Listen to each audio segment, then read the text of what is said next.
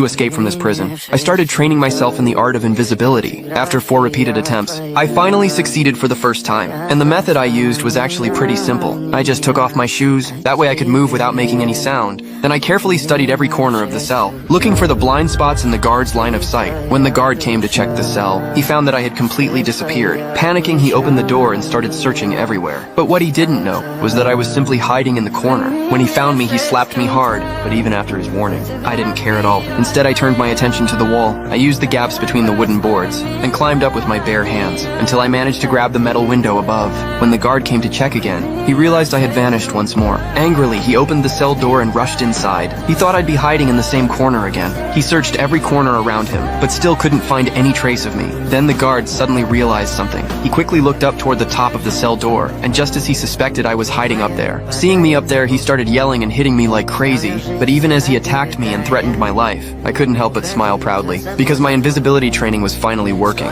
To master the technique completely, I spread out my arms and started moving my hands slowly, adjusting the angle again and again, until my palms disappeared from sight. Since human vision only covers 180 degrees, I used that to figure out the limits of sight, and learned how to slip into a person's blind spot. That's the key to invisibility. As long as I stay silent behind the guard, and avoid his 180-degree vision range, I could become invisible in a sense. After constant training, I finally got good at it. Now it was time to test it for real. When the guard came for his inspection, he found only my clothes left in the cell. He looked around carefully, not seeing me anywhere on the floor. Then he looked up at the wall, but still saw nothing. He had no idea that I was standing right behind him. I began copying his footsteps and movements. Whatever he did, I did too. That made him start to panic. He could feel I was there, but couldn't see me anywhere. Then he suddenly noticed something strange. A shadow had appeared on the floor out of nowhere.